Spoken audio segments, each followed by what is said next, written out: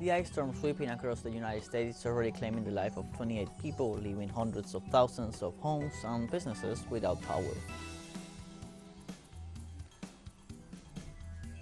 The government of Peru announced reparations or solidarity support for the families of those who lost their lives during the protests after a turbulent week in which 28 demonstrators were killed as military and police repression violence escalated across the country. And in South Africa, authorities said death toll from Saturday's tanker explosion near Johannesburg rose to 15.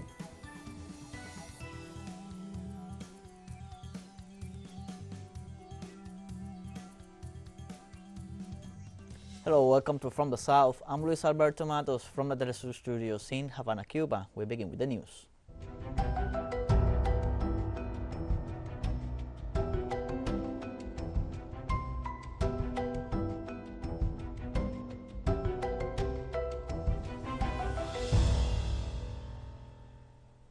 In the United States, a severe ice storm swept across the country on Christmas Eve, killing some 28 people and leaving hundreds of thousands of homes and businesses without power.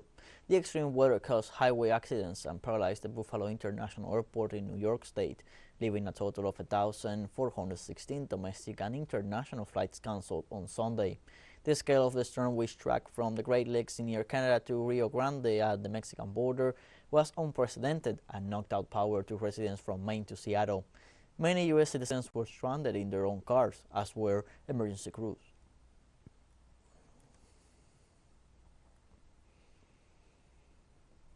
Authorities in Chile have reported 67 people injured so far as a result of a forest fire in the city of Viña del Mar.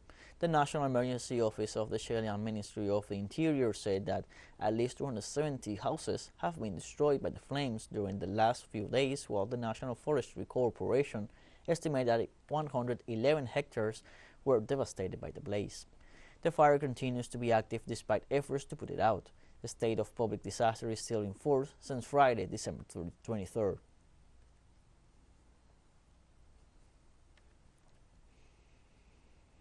In Brazil, Attorney General of Sao Paulo, Mario Luis Arrubo, filed a request to annul the pardon granted by outgoing President Jair Bolsonaro to law enforcement officers found guilty of the Carandiru prison massacre in 1992.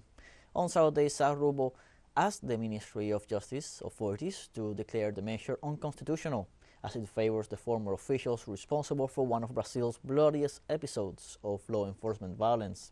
In his official statement, the Attorney General emphasized that the presidential pardon violates both national and international laws and human rights agreements. The Carandiru massacre occurred in October 1992, when military police stormed the Carandiru Penitentiary following a prison riot and killed 111 inmates.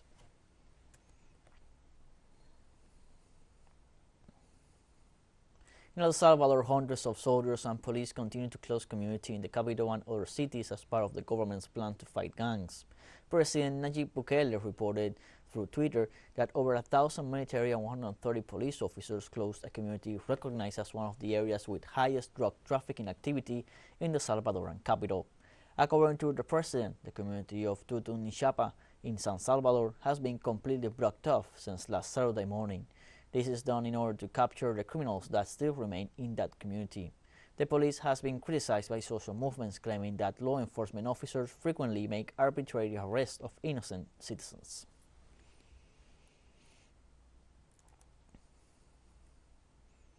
In Panama, the Ministry of Agrarian Development, together with the National Animal Health Department, declared a health alert after identifying a case of avian influenza H5N1 in the country. Panama's Health Ministry representatives stated that avian influenza is a relatively common disease in birds around the world, since various influenza viruses affect both birds and pigs. The goal of the measure is to prevent the spread of avian influenza among poultry and commercial farms in the country, so the effectiveness of the alert was established at 90 days. The Health Department recommended actions to technical and veterinary personnel to monitor the situation.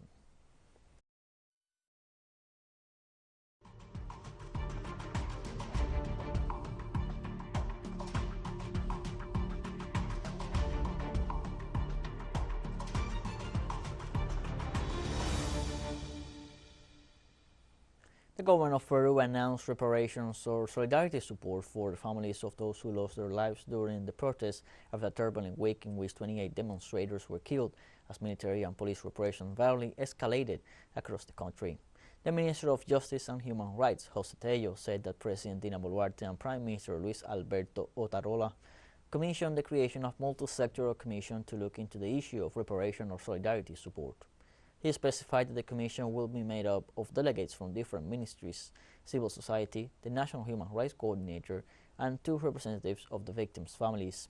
On the other hand, in her Christmas message, Dina Boluarte stated that it is difficult for her to wish happy holidays due to the current situation the country is experiencing. She also indicated that she would have liked to start her transition government without these human losses, for which she sent her condolences to the relative of the deceased.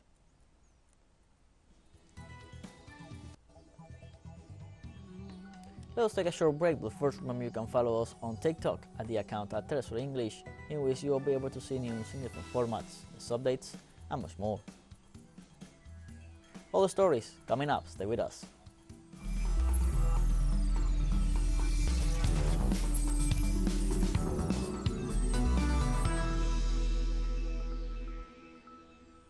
Welcome back from the South. The Venezuelan government denounced a new attack on the economy which, in the last quarters, have shown growth figures in spite of the illegal blockade of the United States. In this scenario, commerce in the country is moving due to the massive purchases of the season, but with caution. From Caracas, our correspondent Madeline Garcia with the details. It's the cemetery market, one of the most popular in Caracas, the capital. Here, although the river of people does not stop looking for the best bargains, the increase in the parallel dollar, which coexists with the bolivar, the Venezuelan currency, has had an impact on sales. There is a lack of control. This is a manipulation that is happening. He who has it knows that he is doing it on purpose.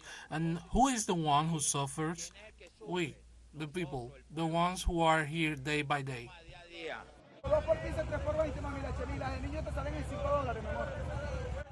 For some people, this is simply called speculation. Mafias that are behind illegal markets that influence the behavior of the market and trade. The president takes out decrees, but if we do not comply, we do nothing. Then we ourselves are in charge of stealing from ourselves. And unfortunately, even if the president wants to make it better, we do not collaborate. We are always raising the dollar and we have to work with bolivars because the currency here is the bolivar. Traders say that they have to battle between the price of the official dollar marked by the BZV, Central Bank of Venezuela, and the illegal market price. I've seen a drop from 100% to 60% this year. I attribute it to the rise of the dollar because you have to sell to BCB when you are paid in bolivars. But when it's time to buy it, I have to buy it and I go out to buy it at the parallel. And when I go to buy, if the BCB has it at 15, I have to buy it at 18. And there I lost my profit. In the midst of this reality, new enterprises continue to be born, adding to the 86% growth of the commercial sector between 2021 and 2022. Venezuelan men and women who don't give up betting on the country. It is true that each time one sees the country better, each time one sees it ahead, more organized, truly good places, everything in the hand of each person. In some way, they contribute and make an effort to maintain the balance that the economy has been experiencing. There was a point where the economy stabilized, but then it was destabilized again. Crazy. The dollar was separated from the street, the parallel dollar, compared to the BCV. It is difficult because most of the traders are not ruled to charge what the state establishes. President Nicolas Maduro denounced an attack to the economy and asked to reject the attempt to stop the expansion of its growth in non-oil productive areas, which demand foreign currency for raw materials, spare parts, equipment, and capital goods. But the illegal blockade of the United States limits the entry of such currency in the market. The criminal dollar is a surviving instrument of the economic war to disrupt the lives of the Venezuelan people. That is why I have called to defend the official dollar marker, because it is also a dollar effectively adapted to the economy, to the market, realistic, objective, and not the criminal dollar that is managed by four mafias from Miami that pretend to damage the peace, tranquility, and Christmas of the people of Venezuela. Venezuela overcame hyperinflation. Analysis of international organizations such as ECLAC estimate that the Venezuelan economy will have an annual growth rate of 12% and by 2023, 5%. Agreements signed with the U.S. oil company Chevron will be part of the antidote to minimize the consequences of the illegal sanctions that do not allow the entry of foreign currency. Madeline García, teleSUR, Caracas, Venezuela.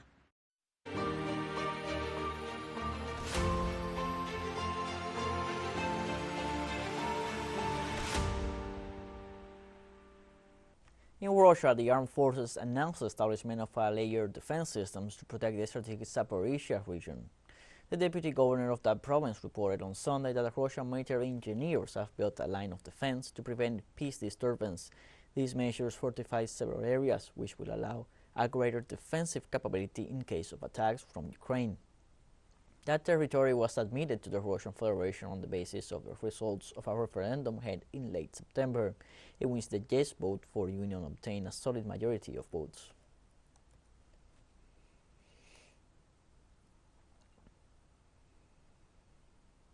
The Russian government signed a decree for the purchase and delivery of 25,000 tons of wheat to the people of Cuba as part of a donation of humanitarian aid to the largest of the Antilles.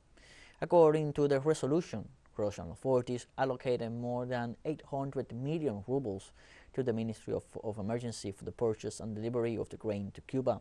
The decree details that some 469 million rubles will be used only for the purchase of the grain, while more than 300 million rubles will be designated for the delivery of the shipment by sea, with the help of the Foreign Ministry. The approved budget is part of the humanitarian aid that will be sent to the Caribbean nation between this year and 2023.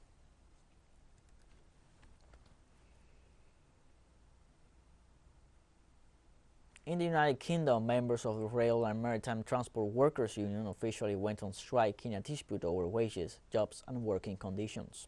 Trains stopped running at 3 p.m. local time on Christmas across the country, affecting the plans of millions of people trying to reach their destinations for the Christmas holidays. Network Rail offered the railroad union a 5% wage increase this year, but the union is demanding a 7% increase. The public transport stoppage in the country is expected to continue until Tuesday. Now we have more news coming up after a final short break, so don't go away.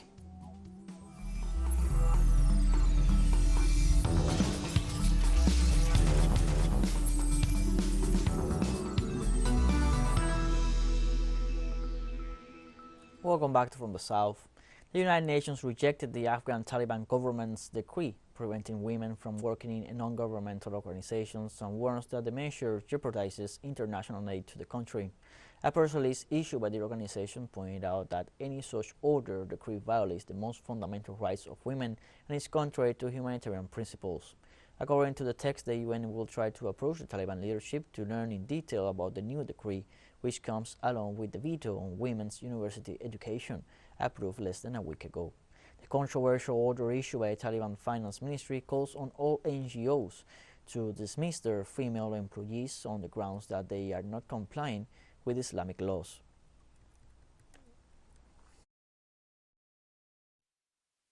Yesterday, the Taliban authorities in Afghanistan announced a total ban of females working for international organizations. This is devastating news and an egregious act by the authorities, which means that organizations like Norwegian Refugee Council cannot, either on principle or practically, work in Afghanistan now. So we have suspended all of our activities whilst we seek an understanding of why this ban is necessary. We have complied with all cultural norms, and we simply can't work without our dedicated female staff who are essential for us to be able to access women who are in desperate need of assistance. The Taliban are ordering women not to work, so now that I have a family to look after, how can we survive? My husband is sick, he can't work, I need to pay the bills, house rent, buy medicine. If I don't work all the things that I need to pay for, where can I get the money from? What should we do? South African authorities announced on Sunday that the death toll from Saturday's tanker explosion near Johannesburg has risen to 15. The accident occurred after an infinity gas tanker carrying 60,000 liters of liquefied petroleum gas got stuck under a bridge in the residential area of Boksburg. Aside from the 15 casualties reported so far, at least 40 have been injured by the blast, of which 19 are in critical condition and other 15 are stable, but seriously hurt. According to local reports, several houses and vehicles have been damaged by the explosion, including the nearby Tambo Memorial Hospital, from which patients had to be evacuated after part of the roof collapsed.